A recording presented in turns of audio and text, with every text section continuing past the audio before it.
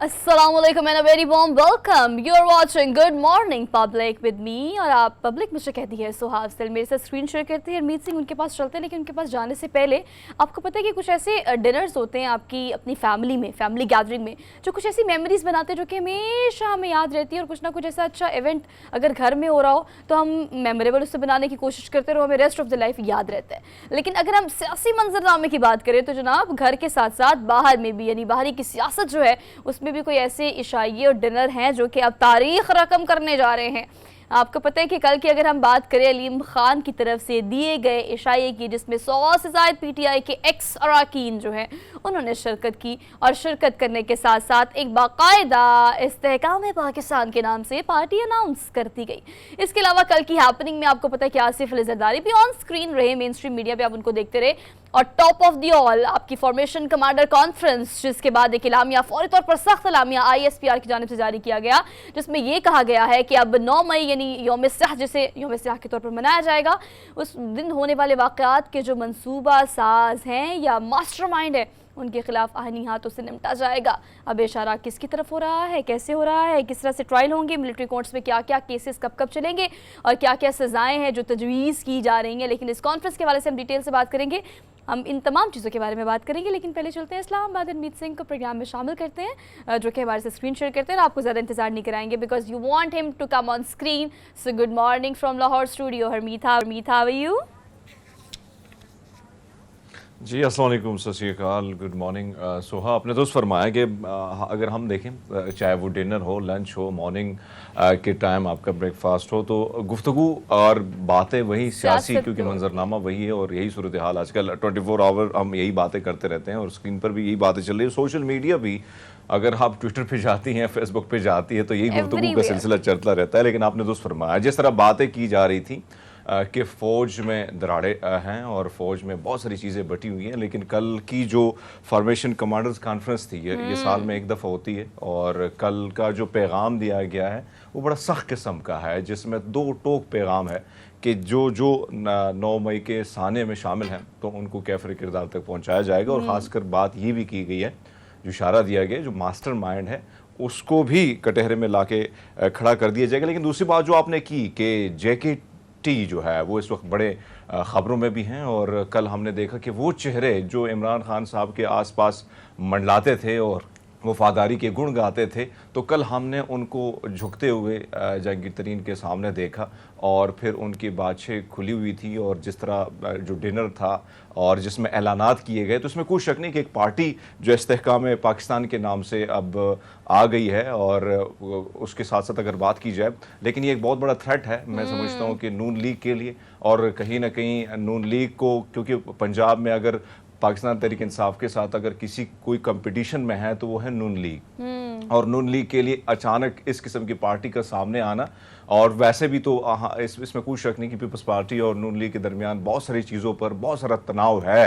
आसिफ अली जरदारी का अचानक मंजर आम पर आना, बिलावल भुट्टो की ज़्यादा तशवीर से भी आप अंदाज़ा लगा ले कि सियासत का ये रुख किस तरफ जा रहा है। तो बहुत सारे अंदाजे जो हैं वो हमें इशारे दे रहे हैं कि बहुत कुछ नया होने वाला है और बहुत कुछ डिफरेंट होने वाला है। और आपको पता है अरमीत, आपके इस डिफरेंट होने में आपको पता है पाकिस्तान तहरीक इंसाफ के चेयरमैन इमरान खान की अगर हम बात करें तो वो कई दफ़ा इस बात का जिक्र कर चुके हैं कि मिलिट्री जो कोर्ट्स है उसमें चलने वाले तमाम केसेस जो हैं उसमें मेरा ट्रायल भी होगा। और कल ISPR की जानिब से जारी किए गए इस एलामे के मुताबिक, जो कि फॉर्मेशन कमांडर कॉन्फ्रेंस के फ़ौरन बाद जारी किया गया, उसमें काफ़ी सख्त अल्फाज भी इस्तेमाल किए गए। कहा गया है कि मनसूबा साजों और मास्टरमाइंड जो है उनके साथ आईनी हाथों से निपटा जाएगा। तो अब वो भी ये बात कर रहे हैं, अब ये ट्रायल की बात कहाँ से कहाँ कनेक्ट होती है, खैर इसको हम अपने पॉलिटिकल सेगमेंट में डिटेल में डिस्कस करेंगे। लेकिन कल आसिफ अली जरदारी भी काफ़ी एक्शन में रहे, हमने उनको भी देखा काफ़ी मतलब बोतल से पानी सानी पीते हुए और अपने आप को स्टेबल करते हुए, और वो सियासत में अब काफ़ी कम बैक वाली, वैसे तो हमेशा सियासत में ही रहते हैं लेकिन कभी स्लिपिंग मूड पर चले जाते हैं, कभी एक्टिव मूड पर चले जाते हैं। तो अब हमने देखना ये कि वो पंजाब की सियासत में जितने एक्टिव हुए हैं तो उसके क्या क्या आफ्टर इफेक्ट्स निकलते हैं पाकिस्तान पीपल्स पार्टी की तरफ से। हाँ अलबत्ता नून लीग वहीं की वहीं है। पाकिस्तान तहरीक इंसाफ की हम बात करें तो थोड़ा आजकल क्राइसिस सीन चल रहा है, लेकिन अब इस्तेहकाम पाकिस्तान के इस्तेहकाम के लिए क्या काम कर सकती हैं, इस हवाले से भी हम बात करेंगे आज के प्रोग्राम में। ऑल्दो अपना रन डाउन आपसे शेयर करते हैं because we have other more topics, other issues to share with you guys. लेकिन सियासत से आपके दिन का आगाज़ तो हम कर देते हैं। कुछ ऐसी चीज़ें भी हैं आपके दिन को, आपके वीक को और आपकी लाइफ को बेहतर बनाने के लिए हम कोशिश करते हैं कि आपको सुबह सुबह उठाकर कुछ ऐसी चीज़ें भी आपसे शेयर की जा सकें जिससे आपकी लाइफ में थोड़ी बेहतरी आ सके।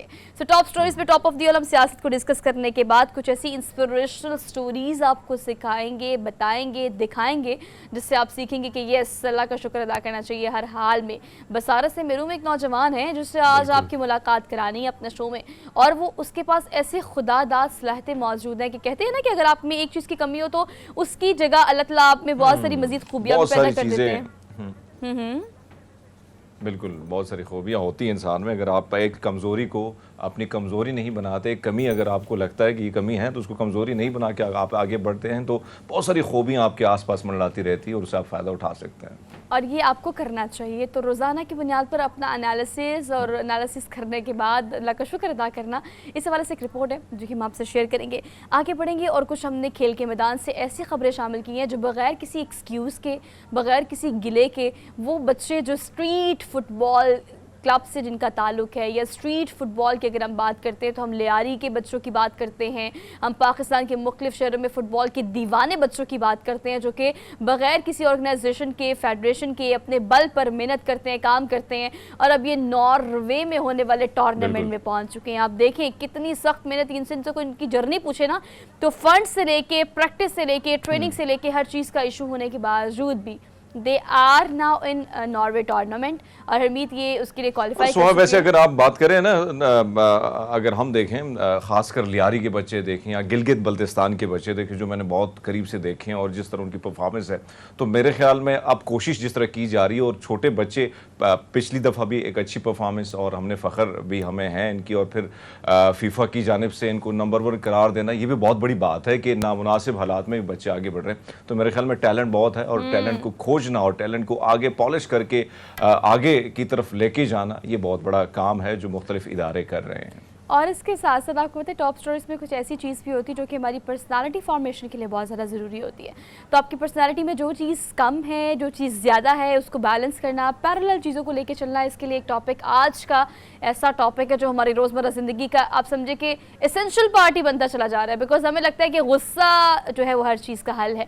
अब हमें कोई चीज़ नहीं मिलती अपनी मर्ज़ी के मुताबिक तो हम गुस्सा कर लेते हैं, किसी की बात बुरी लगती है तो गुस्सा कर लेते हैं, हमारी मर्ज़ी के मुताबिक कोई काम नहीं होता तो हम गुस्सा कर लेते हैं। और मैं हमेशा आपसे कहती हूँ और आज फिर कह रही हूँ कि गुस्सा एक ऐसा जहर है जो पीते आप हैं और आप समझते हैं कि अगला बंदा मर जाए, अगले बंदे को तो कुछ भी नहीं होता, अपना ही खून सड़ाते हैं आप और अपने आप को ही आप हरकान करते हैं। एग्जैक्टली। तो गुस्सा कैसे कंट्रोल करना है, गुस्से में किए गए फैसले या गुस्से में किए गए आपकी मुंह से निकले हुए कुछ अल्फाज, और गुस्से को किस तरह से, किन किन थेरेपीज़ के थ्रू, किन किन तरीक़ों के थ्रू, किन किन टिप्स के थ्रू आप इमीडिएटली कंट्रोल कर सकते हैं। क्योंकि जब हम गुस्से में एक्शन का रिएक्शन फौरी देते हैं ना तो उसके साइड इफ़ेक्ट कई सालों तक हम पर आते रहते हैं और फिर हम अफसोस करते हैं, रिग्रेट करते हैं और हमारे हाथ में कुछ भी नहीं होता। इस हवाले से आज के प्रोग्राम में हमने डिटेल में बात करनी है। गुस्सा is a topic for today. अच्छा जी, आगे बढ़ेंगे। Last but not the least we have a trailer to share with you guys कि अब मूवीज़ जो समर वेकेशंस आ गई हैं तो बच्चे अम्मा अब्बा से ये ज़िद करते हैं कि अम्मा अब्बा कोई एनिमेशन, कोई 3D, कोई इस तरह की मूवीज़ जो हैं, और आजकल के बच्चे तो आपको पता है नेटफ्लिक्स हो या हॉलीवुड हो बड़ा पसंद करते हैं। तो बच्चों की अब ये ज़िद है कि हमने सिनेमा लेके जाएँ और वीकेंड पर हमने भी कोई अच्छी सी मूवी देखनी है। तो अब कौन कौन सी मूवीज़ जो है वो इन है, कौन सी आउट हैं, सिनेमाघरों में किस चीज़ की इस वक्त नुमाइश हो रही है, एक ट्रेलर है हमारे पास एक मूवी का, हमने वो आपको दिखाना है ताकि आपको पता चल जाए कि आने वाले दिनों में या महीनों में कौन सी मूवी जो है वो रिलीज होने वाली है। और we are done with our tops. हमने आपको डेली डोज देनी है, मतलब आज की डोज, लेकिन एक ब्रेक के बाद। Keep watching good morning public. So welcome back after the break. काफ़ी स्ट्रेसफुल पॉलिटिकल सेगमेंट या जो हमारी सारी खबरें जो कल की हैपनिंग होती है वो क्या रहा है, सियासत के अलावा कुछ भी नहीं। लेकिन आपको पता है थोड़ा मूड लाइट करने के लिए और आपको थोड़ा एंटरटेन करने के लिए हमारा एक डोज होता है जिसे हम डेली डोज कहते हैं। तो let's talk daily dose of the program. तो आज की डोज में सबसे पहली खबर हमने आपको देनी है गर्मी, जो कि हम जून और मई में कह रहे थे ना कि मौसम बहुत अच्छा है, मौसम बहुत अच्छा है, नज़र लगा दी है ना सबने मिलके।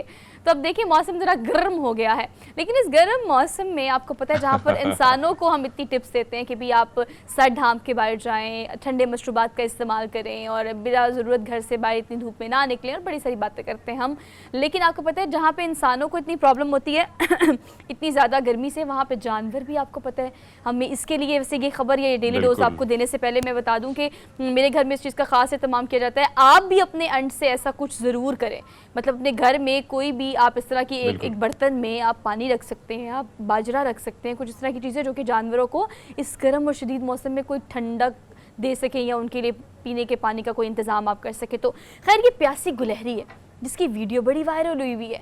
अब देखिए इतनी वो प्यासी है कि इतनी गर्मी में दर बदर इधर उधर घूम रही है, और एक वर्कर है जो किसी पानी पिला रहा है, मतलब प्यासी गुलहरी को मुनफरिद अंदाज में। अब अंदाज देखिए ना, बोतल के साथ मुंह लगा के उसको पिला रहे हैं और साथ साथ उसको प्यार कर रहे हैं ना, तो पानी पिलाने की ये वीडियो जो है वो सोशल मीडिया पे बहुत ज़्यादा वायरल हुई है।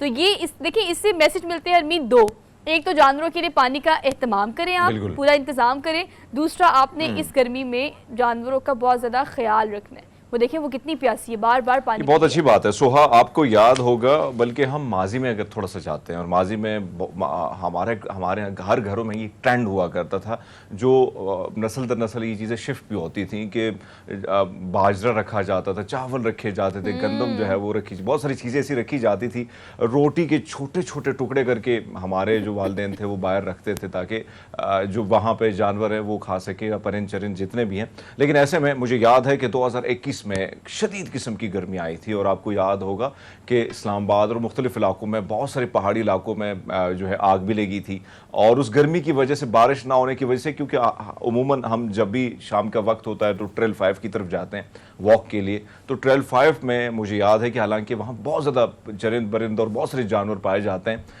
लेकिन वो जंगल में ही होते हैं, बाहर नहीं निकल आते। लेकिन जैसे जैसे वो गर्मी शदीद होती गई तो बहुत सारे जानवर जो हैं वो बाहर की तरफ आना शुरू हुए, क्योंकि प्यास बुझानी थी और पानी था नहीं।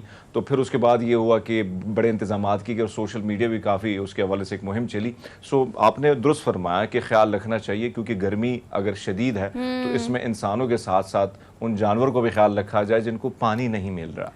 पानी का हम जिक्र कर रहे हैं तो फिर अगली खबर जो है ऐसे रिलेट कर लेते हैं, बारिश की हम बात कर लेते हैं, क्योंकि आप ऐसे मौसम में बारिश होना बहुत ज़्यादा ज़रूरी है। जब गर्मी बहुत पड़ती है तो हम बहुत इंतज़ार करते हैं, और अल्लाह का शुक्र अदा किया करें कि आप पाकिस्तान में रहते हैं, चारों मौसम आपको नसीब होते हैं कि आप गर्मी भी देख लेते हैं, सर्दियाँ भी, बाहर का मौसम भी, ख़िज़ा का मौसम भी। यकीन करें अगली खबर ये है कि दुनिया में ऐसे इलाके भी हैं, ऐसी स्टेट्स हैं जिनमें कुछ ऐसे इलाके हैं जहाँ पर कई लाखों साल से बारिश नहीं हुई। मतलब कहा यह जा रहा है कि हरमीत इस इलाके में 40 लाख साल अब तक ऐसे गुजर चुके हैं रिकॉर्ड के मुताबिक, जहाँ पर अब तक बारिश नहीं हुई। अगर हम बात करें बहुत सारे बड़े आज़मों की, तो उनके बहुत सारे इलाके ऐसे हैं जहाँ पर शदीद ठंड पड़ती है, और ये भी एक ऐसा इलाका है दुनिया का जिसे ड्राई एरिया कहते हैं या ड्राई वैली कहते हैं इसको। तो ये ड्राई वैली इसलिए बिकॉज यहाँ पर बारिश नहीं होती, इतनी एक्सट्रीम ठंड होती है, और इस ठंड की वजह से आप सोचें कि इस इलाके में जो लोग रहते हैं नॉर्मली तो वो ऐसे एरियाज़ में या ऐसी जगहों पे रहते हैं जो हर वक्त बर्फ़ से ढके रहते हैं, लेकिन फिर भी बारिश का ना होना मतलब आपको बारिश नसीब ही ना हो, इसकी कदर सिर्फ उन लोगों को है जो इन एरियाज़ में रहते हैं जिन्होंने बारिश देखी नहीं है। वैसे सोहा अगर हम देखें जहाँ पे क्योंकि बहुत सारे ऐसे पहाड़ी इलाके हैं जहाँ पे मैं खुद गया हूँ, और वहाँ पे एक चीज़ मैंने देखी है कि जहाँ पे बारिश नहीं होती और बर्फ़ से ढके पहाड़ होते हैं, वहाँ की हवाएं बड़ी सर्द किस्म की होती हैं, और वो यकीनन आपकी जो स्किन है वो बिल्कुल तो ड्राई हो जाती है, लेकिन उसके साथ साथ आपको बहुत सारी बीमारियों के साथ साथ आपको ये लगता है कि अब यहाँ पे रुकना टिकना बड़ा मुश्किल हो जाता है।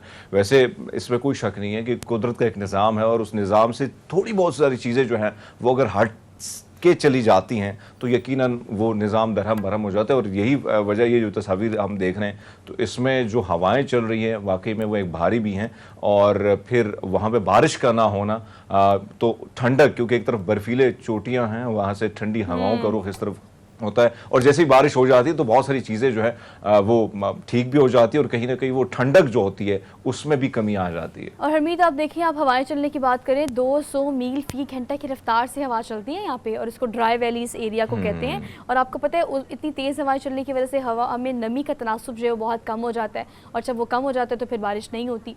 तो ये ड्राई वैली जो है ये बिल्कुल ही ड्राई है, पिछले 40 लाख सालों से यहाँ पर कोई बारिश नहीं हुई। खैर आगे बढ़ते हैं, अगली खबर जो है वो हमारी खबर है, ज़ाती खबर है।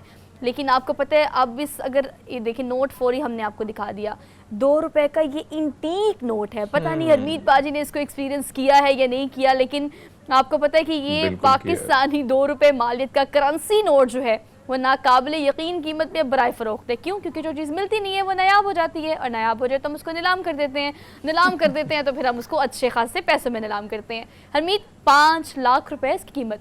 क्यों? क्योंकि ये अब मिलता नहीं है, और जिन लोगों ने एक्सपीरियंस किया वो भी मैं अब सोच रहा हूँ कि मैं रख लेता। है कब पड़ा वैसे करेंसी कलेक्ट करने, कोई हॉबी शॉबी है आपकी? सोहा वैसे अगर आप बात करें ये करेंसी बड़े मजे की हुआ करती थी, और 1 रुपया 2 रुपया, और स्कूल के लिए आपको पहले तो 98 मिलती थी, फिर उसके बाद रुपया मिलना शुरू हुआ, फिर 2 रुपए मिल गए।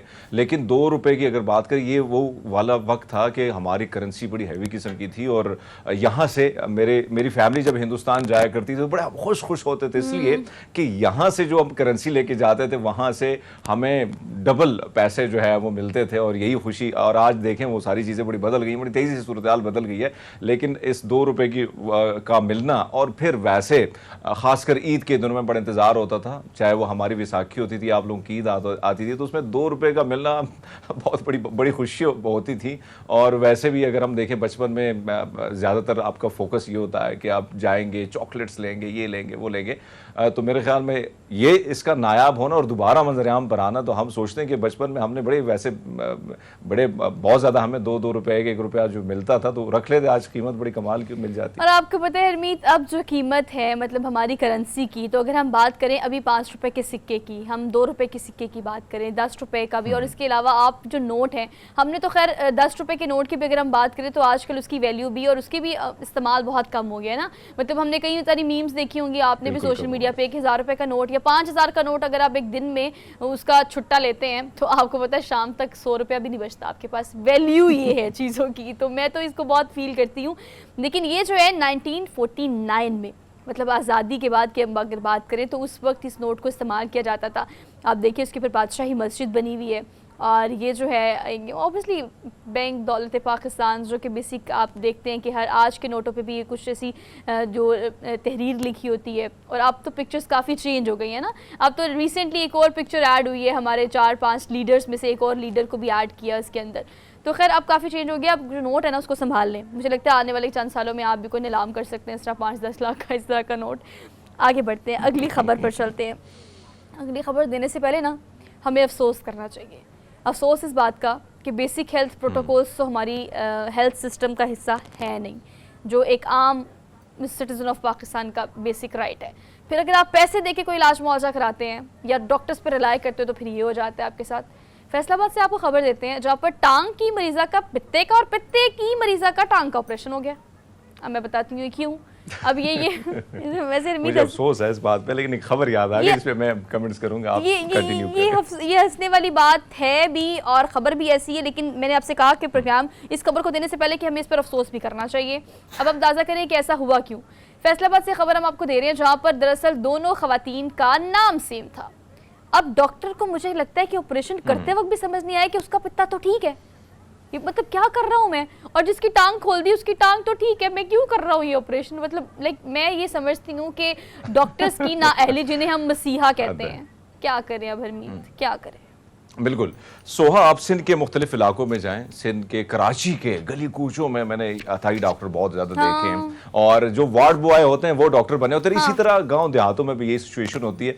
इसी को देख के मुझे अफसोस के साथ ये कहना पड़ रहा है, हंस इसलिए रहा हूँ कि बचपन की एक कहानी अपने क्लिनिक की याद आ गई कि एक खातून जो प्रेग्नेंट थी, तो वहाँ पे एक अताई डॉक्टर ने इंजेक्शन लगाना उसी को था, लगा दिया किसी और खातून को, और फिर वो उसको जब हमारे क्लिनिक लाया गया तो मुझे आज भी वो याद है, वो सारा मंजरनामा जो है वो मुझे आज भी याद है। ऑक्सीटोसिन की जो इंजेक्शन है, वो जो डॉक्टर हजरात उनको पता है कि वो कितनी तकलीफदेह होती है, कितना दर्द होता है। तो ये सिचुएशन है कि बचते बचते उसकी यानी आप अंदाज़ा लगा लें कि आप एक मरीज़ को या ठीक ठाक बंदे को उस नहज पर पहुँचा देते हैं कि वो मौत के मुँह में चला जाता है। तो मेरे ख्याल में अताई डॉक्टर अब हर जगह में आपको नजर आएंगे, हर गली कूचे में। और दूसरी बात यह कि सबसे बड़ा प्रॉब्लम हमारा भी है कि हम पैसों की बचत की वजह से हम सोचते हैं कि चलो 200 रुपए ले लेगा, 1000 रुपए के बजाय क्यों 200 रुपया ना दूं? तो वैसे खुद भी हम बहुत ज्यादा डॉक्टर बन चुके हैं, हर बंदा खुद डॉक्टर है, ट्रीटमेंट खुद से कर रहा है, लेकिन ये अफसोसनाक है इस कि चीज़ को समझने ट्रीटमेंट की किसी ज़रूरत और है। चीज की करनी थी और पूरी की हरमीत, इस चीज़ की समझने की ज़रूरत है कि अगर आप पेशेंट हैं तो तब भी आप सोच रहे हैं कि आपकी जान ज़्यादा कीमती है, पैसा नहीं। और अगर आप डॉक्टर हैं तो फिर भी आपको ये समझना चाहिए कि आपकी नाअहली और ज़रा सी गफलत से किसी की जान भी जा सकती है, तो जान कीमती है, उसका ख्याल डॉक्टर्स को भी रखना चाहिए और मरीज़ों को खुद भी रखना चाहिए। आप भी ज़रा आंखें खोलें, क्योंकि जो भी लोग इलाज मुआवजे के लिए कहीं भी जाते हैं, ये आपकी अपनी ज़िम्मेदारी है कि आप इस चीज़ को अच्छे तरीके से डायग्नोस करें कि इलाज कौन कर रहा है, किस चीज़ का इलाज हो रहा है, किस अस्पताल में आप जा रहे हैं, और तमाम चीज़ों का ख्याल आपको खुद भी रखना पड़ेगा, क्योंकि आपको अपनी ज़िम्मेदारी अब फिलहाल तो खुद ही उठानी पड़ेगी। हमने एक ब्रेक लेनी है, with our daily dose for today. Quick break लेके वापस आएंगे। Just keep watching good morning public. Welcome back after the break. So कल होने वाले एक डिनर की बात कर लेते हैं, यानी वो इशाया जो कि अलीम खान की तरफ से दिया गया, जिसमें जहांगीर तरीन समेत पाकिस्तान तहरीक इंसाफ के एक्स कारकुनान या एक्स लीडरान भी कहा जा सकता है, जो कि कल उस इशाये में शरीक थे, जिसके बाद बाकायदा तौर पर आपने देखा कि मीडिया के ऊपर भी फिरदौस आशिक अवान समेत बहुत सारे लोग आए, उन्होंने बात की। यौन चौधरी, फवाद चौधरी, इस तरह के लोग जो बात कर रहे थे कि हम ना नून लीग में जाएंगे और ना ही हम जाएंगे पाकिस्तान पीपल्स पार्टी में, हम किसी चीज़ का हिस्सा नहीं बनेंगे। तहरीक इंसाफ से तो वैसे खैराबाद कह दिया, तो अब क्या होगा? क्या इस्तेहकाम में पाकिस्तान का हिस्सा बनने जा रहे हैं तमाम लोग, या ये आने वाली पार्टी जो है वो कितना टफ टाइम दे सकती है नून लीग को, या अपने लिए या पाकिस्तान के इस्तेहकाम के लिए क्या काम कर सकते हैं? इस हवाले से हरमीत, वैसे कल की जो हैपनिंग है लाहौर में होने वाली, इसको हम काफ़ी देर से एक्सपेक्ट कर रहे थे, लेकिन अभी हरमीत के साथ जो है वो नसीम सिद्दीकी साहब मौजूद हैं इस्लामाबाद में। तो मैं कहती हूँ कि हरमीत, ओवर टू यू, बाकी सवाल आप इनसे कर लें। बिल्कुल नसीम साहब, सदीकी साहब, जो सोहा ने सवाल उठाया कि डिनर पे डिनर हो रहे हैं, तो क्या आपको लगता है फ्यूचर में मजीद डिनर भी होने वाले हैं? और बहुत सारे बड़े बड़े चेहरे जिनके बारे में भी कहा जा रहा है कि उनका जो है वो नून लीग या पीपल्स पार्टी से भी हो सकते हैं, और इस्तेहकाम पाकिस्तान में कितना इस्तेहकाम ये पार्टी लाएगी, थोड़ा सा आपसे जानना चाहेंगे सर। अस्सलाम वालेकुम and a very good morning to both of you और तमाम नाजरीन को भी। देखिए, हमारे मुल्क का मसला ये है कि अभी तक तजुर्बे चल रहे हैं ना, यानी कि यहाँ पे पार्टीज जो है वो किंग्स पार्टीज बना दी जाती हैं। मतलब पीपल्स पार्टी है, जब बनी थी उसके बाद से अभी तक चल रही है। मुस्लिम लीग का तो हाल ये है कि उसमें जो कहते हैं ना उर्दू के हरूफ तहज्जी, उनमें इजाफा होता रहता है, कभी नून, कभी शीन, कभी काफ, कभी मतलब इसमें ठहराव नहीं आ रहा। अभी आप देखें कि फिर एक नई पार्टी बन रही है, पीटीआई एक नई पार्टी बनी थी, उसको कहा गया कि 2018 में वोट दिलवाए गए या आरटीएस को बिठाया गया। तो ये कब तक हम तजुर्बे करते रहेंगे? ये जो हमारी सियासी पार्टियां, इनमें इस्तेहकाम आना चाहिए। दुनिया में आप देख लें 2 पार्टी या 3 पार्टी सिस्टम है, और वही स्ट्रेंथन तो होता है। जब तक हमारे मुल्क के अंदर ये चीज़ स्ट्रेंथन नहीं होगी, पॉलिटिकल पार्टीज स्ट्रेंथन नहीं होंगी, तब तक मामला दुरुस्त नहीं होंगे। आप जब वफादारियां लोगों की तब्दील करवाते हैं तो वो क्या वफादार रहेंगे, या वो क्या सियासत से वफादार होंगे, या वो क्या पाकिस्तान से वफादार होंगे? बहरहाल एक नया सिलसिला चल निकला है, एक नई पार्टी फिर दोबारा मार्ज़े वजूद में आ रही है। हमने तो अपनी लाइफ में बहुत दफ़ा देखा, जब पीपल्स पार्टी को तोड़ा गया तो नेशनल पीपल्स पार्टी निकली, जिसके सरबराह गुलाम मुस्तफ़ा जतोई साहब थे। फिर आपने देखा कि जुनेजो लीग को तोड़ा गया तो बीच में से नून लीग निकली, फिर नून से काफ लीग निकली, अब पीटीआई एमक्यूएम में से एमक्यूएम हकीकी निकली, एमक्यूएम पाकिस्तान निकली। लेकिन उसका पाकिस्तान को क्या फ़ायदा हो रहा है या पाकिस्तानी अवाम को क्या फ़ायदा हो रहा है, ये देखना पड़ेगा। वोट लेके आप असम्बलियों में आ जाते हैं, लेकिन मैंने तो आज तक असम्बली में प्रॉपर काम होते हुए नहीं देखा। कहीं नारेबाजी असम्बली के अंदर हो रही होती है। जिस तरह कानून साजी होनी चाहिए और अवाम को रिलीफ मिलना चाहिए, वो आज तक वो नहीं मिल रहा है। सर, आपने कल देखा जो फॉर्मेशन कमांडर कॉन्फ्रेंस हुई और जिसमें एक सख्त मैसेज गया। अब अगर हम देखें, और देखा ये भी जा रहा है कि घेरा तंग किया जा रहा है, तो अब आपको खान साहब का, यानी कासिम के अब्बा, क्योंकि मेरी प्रोड्यूसर साहब कहते हैं आप अशूद हो जाएंगे नाम लेने से, सो कासिम के अब्बा का फ्यूचर आप क्या देखते हैं? हो सकता है सर जो कोर्ट मार्शल और इस किस्म की बातें वज़ीर दाखिला की जानिब से भी आ रही हैं, तो कितना घेरा तंग होगा और कितना खान साहब के लिए कोई रास्ता देख रहे हैं आगे निकलने का, या बस नाउमीदी है? देखिए, बात यह है कि 9 मई को जो हुआ वो कोई भी जी शऊर शख्स जो है वो उसकी पजीराई नहीं कर सकता। जो कुछ शोधा के साथ किया गया, उनकी यादगारों के साथ किया गया, या अपने ही मुल्क की फ़ौज की तनसीबात पर हमला किया गया, ऐसा नहीं होना चाहिए। पुरतशद्दद एहतजाज का किसी को भी हक नहीं है, और जिस किसी ने भी किया है कानून को अपना रास्ता लेना चाहिए। हम बैठ के मीडिया ट्रायल करते हैं, इसी मुल्क के अंदर 12 मई भी हुआ था, 25 मई भी हुआ, मॉडल टाउन का सानिया भी हुआ। क्या मुल्ज़मान कैफरे किरदार तक पहुँचे? ये एक प्रेसिडेंट बनना चाहिए। हर कोई काबिल इज़्ज़त है, हमारी पाक अफवाज भी काबिल इज़्ज़त है, हमारे सिविलियंस की भी उतनी इज़्ज़त है। जिस तरह सड़कों के ऊपर औरतों को घसीटा गया या कोई नाजायज़ वाक़यात हुए, उनके ऊपर भी हिसाब किताब होना चाहिए। अब खान साहब उसमें इन्वॉल्व है या नहीं है, चेयरमैन पीटीआई के ऊपर जो भी इल्ज़ाम है, हर किसी को अदालत में पेश होकर मौका मिलना चाहिए कि वो अपनी बेगुनाही साबित कर सके। अगर कोई इन्वॉल्व होगा तो उसको सज़ा मिलनी चाहिए। लेकिन हरमीत, आपने बड़ा दुखती रख के ऊपर हाथ रखा है। जिस मुल्क के अंदर सुप्रीम कोर्ट के ऑर्डर्स को ना माना जाए, Islamabad high court, Lahore high court, जो बड़ी बड़ी अदालतें हैं, उनके ऑर्डर्स को अगर कोई नहीं मानेगा तो आम आवाम से आप कैसे एक्सपेक्ट करते हैं कि वो कानून की पासदारी करेंगे? तो ये जंगल का कानून इस मुल्क के अंदर नहीं होना चाहिए। कानून की पासदारी होनी चाहिए, कानून को मानना चाहिए, हर किसी को मानना चाहिए। जो रियासती सतून है, पार्लियामेंट है, पाक अफवाज है, अदलिया है, मीडिया है, सबकी इज्जत होनी चाहिए। और जंगल का कानून नहीं होना चाहिए। अगर कानून के ऊपर अमल करेंगे, रूल ऑफ लॉ इस मुल्क के अंदर होगा तो तमाम मामला ठीक हो जाएंगे। नसीम सिद्दीकी साहब, इस चीज़ को एड्रेस कीजिएगा थोड़ा सा कि अगर हम पाकिस्तान तहरीक इंसाफ की बात करें तो बज़ाहिर देखने में कोई मुस्तकबिल हमें सॉलिड नज़र नहीं आ रहा। पाकिस्तान पीपल्स पार्टी लाहौर में और पंजाब में काफ़ी एक्टिव हुई है, अब इस्तेहकाम पाकिस्तान भी मैदान में आ गई है। इन तमाम चीज़ों के बावजूद भी इलेक्शंस, अगर हम सुप्रीम कोर्ट के अहकामात की बात करें या इलेक्शंस की बात करें, तो अवाम इस वक्त शदीद परेशान है इस बढ़ती हुई महंगाई से, और नून लीग यानी जो मौजूदा हुकूमत है उसकी भी जो परफॉर्मेंस है उससे खातिर खा कोई सेटिस्फेक्शन नज़र नहीं आती। अब इलेक्शंस आपको कहाँ तक नज़र आ रहा है कि होंगे, कब होंगे, कैसे होंगे? How is it possible? Soha, आपने बड़ा अच्छा सवाल पूछा है। देखें कि इस मुल्क के अंदर जमहूरियत को चलना चाहिए जिस तरह 2008 में वो मार्शल जो एक दौर था मुशर्रफ साहब का, वो ख़त्म हुआ। उसके बाद पीपल्स पार्टी की गवर्नमेंट आई, 5 साल उसका तसलसल रहा।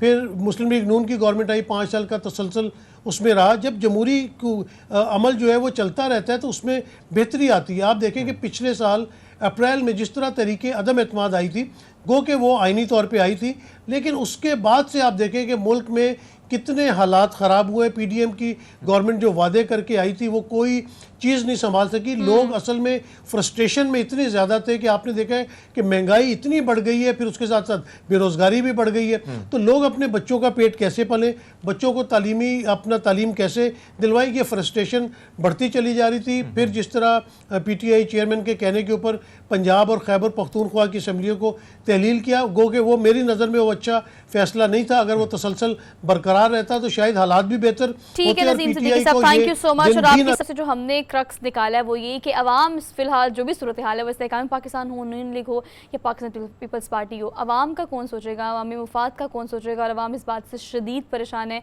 Means they are fed up now. हमने एक ब्रेक लेनी है, वापस आएंगे। You just keep watching good morning public. Welcome back after the break. So basically we are in the second hour of the show, और फ्रॉम नोवेयर आप ऐसे ही बैठे हो, अचानक से आपका मूड किसी और चीज़ की वजह से ख़राब हो और किसी की बात पे आपको फ्रॉम नोवेयर बहुत गुस्सा आ जाए, तो आपने उस मोमेंट पे उस एक्शन का रिएक्शन, किसी ने कोई बात की या कोई ऐसी हरकत कर दी है, हम इस चीज़ की आदी हो चुके हैं कि या तो हम पे सब्र बहुत कम हो गया है, बर्दाश्त बहुत कम हो गई है, हम उसका इमीडिएट रिएक्शन उससे ज़्यादा इंटेंसिटी देने के लिए बिल्कुल तैयार हो जाते हैं।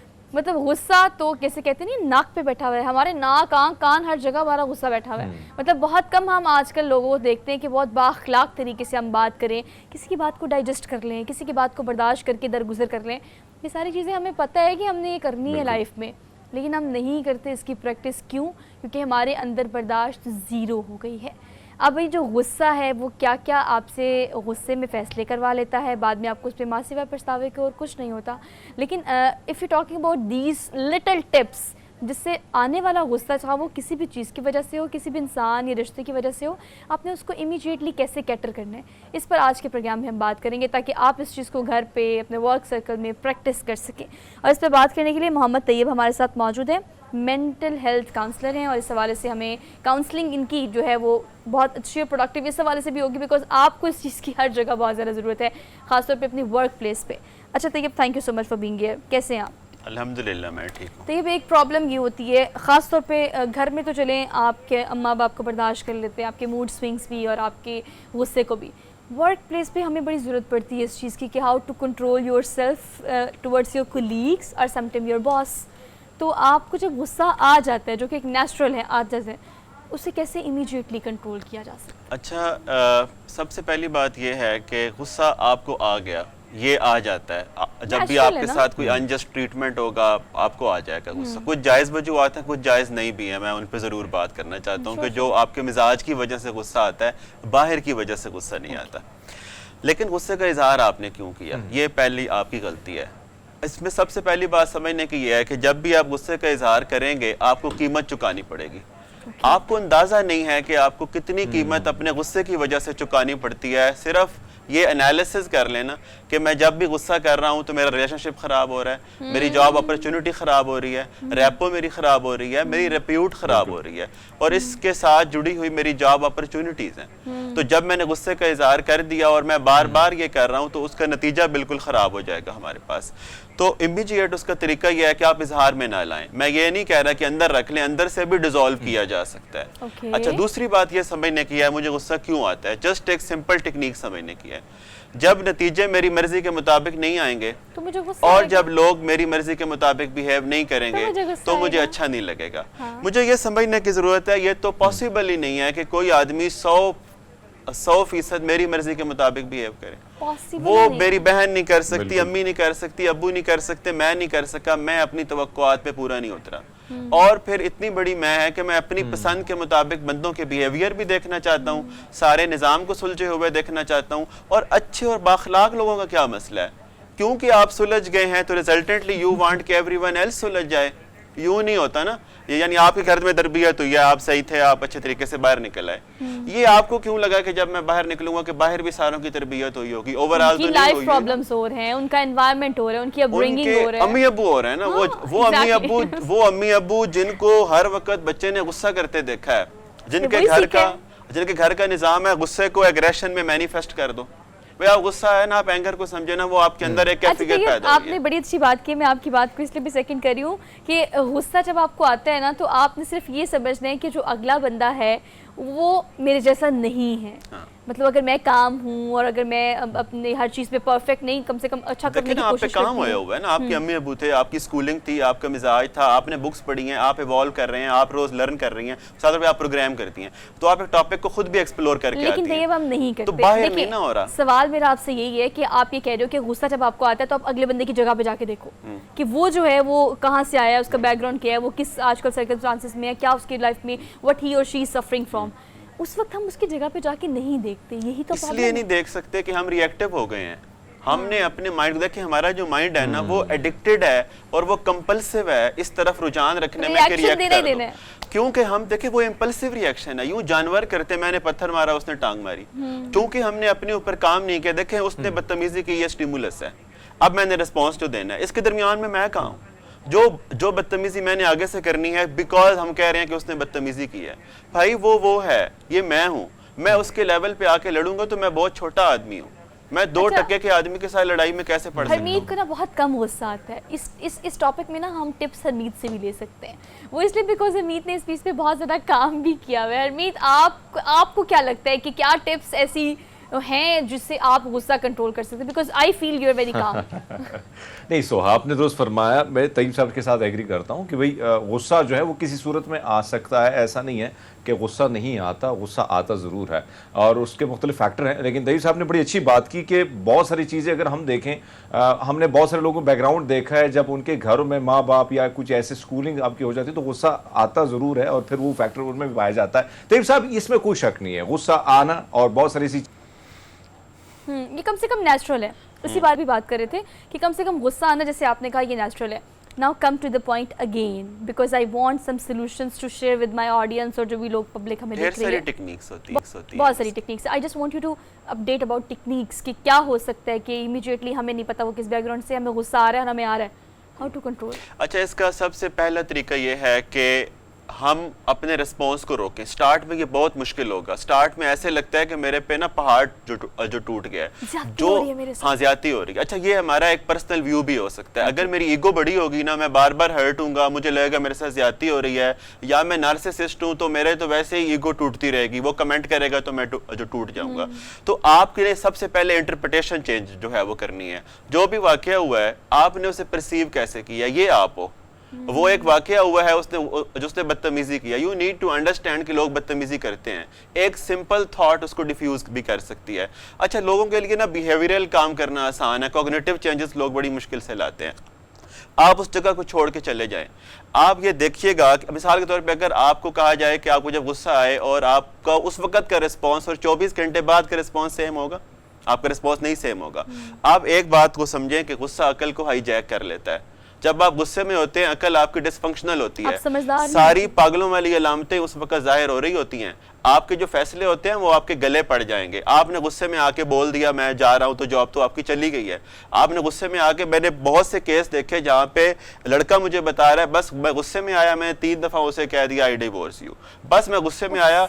आप गुस्से के कॉन्सिक्वेंसेस का अंदाजा नहीं कर सकते। शरई एतबार से भी, कानूनी एतबार से भी, आपकी पर्सनल प्रोफेशनल लाइफ में भी, हर हवाले से आप कूल जो टेम्परामेंट का आदमी जिसने काम किया हुआ है, अपने पर डेवलप किया है, ठीक है जेनेटिक रीजन भी होती है, मिजाज भी होता है, उसके फवायद आप नहीं जो एंजॉय कर सकते। आप किसी भी उस सिचुएशन में जो आपकी मर्जी के मुताबिक नहीं है आप उसमें रिएक्ट जो कर जाएंगे। आपने डाइवोर्स की बात की ना, तो ये मैं चाहती हूँ उसको इसके साथ आप रिलेट कर दे, बिकॉज हम स्टेप बाय स्टेप चलेंगे। माँ बाप और बच्चों के रिलेशन में गुस्सा एक कॉमन चीज़ है।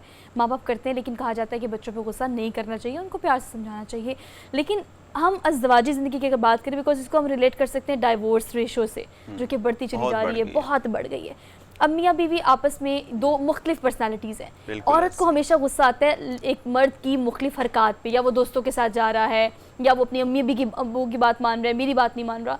इस सारे सूरत हाल में हम उसकी पर्सनालिटी को समझें या अपनी जो मैं चाह रही हूँ वो नहीं हो रहा, उसको किस तरह से कंट्रोल किया जाए? जो है ना पेरेंट्स की बात, वो पहली बात तो ये है कि पेरेंट्स को गुस्से के साथ नहीं डील करना चाहिए 7-8 साल की उम्र तक। आप असर्टिव हो सकते हैं, आप उन्हें एक काम से रोक दें, बगैर गुस्से में आए रोक लें, बगैर बदतमीज हुए रोक लें, बगैर रूड हुए रोक लें। आप चॉइस ऑफ वर्ड को चेंज जो है वो कर लें, आप डिस्कशन पैदा कर लें। आपका बच्चे के साथ ऐसा रिश्ता क्यों नहीं डेवलप हुआ कि बच्चे और आपकी बातचीत हो सके? बच्चा आपसे बात ही नहीं शेयर जो कर सकता क्योंकि आपका बेजा गुस्सा है और हर वक्त है, और आप चाहते हैं कि बच्चा मेरी पसंद के 100% मुताबिक बिहेव करना स्टार्ट जो कर दे। आप अपनी ख्वाहिशात बच्चे के थ्रू पैदा करना चाहते हैं। मैं पेरेंटिंग के हवाले से बहुत क्लियर आपको ये बता दूं कि बगैर गुस्सा किए आप पेरेंटिंग कर सकते हैं और वो मुमकिन है, पर चूंकि उसके लिए हमें अपने ऊपर काम करना पड़ता है। ये बड़ा आसान है, जो आपके मातहत है उसे आप गुस्सा करें और आप उससे काम ले लें, पर फिर आप उसे खो देंगे, वो आपसे बात शेयर नहीं करेगा, आपको फीडबैक सही नहीं देगा। वो बॉस जो गुस्से में रहते हैं, एग्रेसिव हैं, आपने कभी ऑनेस्ट फीडबैक उनको नहीं दे सकते। आप कहते हैं यार उसका पारा चढ़ जाना है, रिएक्शन हो जाएगा, वो रिएक्ट करेगा, तो उसका नुकसान हुआ। तो एक बात होगी। दूसरी बात आ गई अज़दवाजी जिंदगी में, हस्बैंड और वाइफ ना दूसरे को बदलने पे तुले हुए हैं। आपको अपने ऊपर काम जो करना है। बहुत सारा रिलेशनशिप देखें, लड़की ये देखें, एक होता है पैसिव एंगर, बाज लोग शेयर नहीं करते, वो अंदर मर रहे हैं, वो गुस्सा उनको खाए जा रहा है, वो भी अफेक्टिंग है अपने गुस्से के।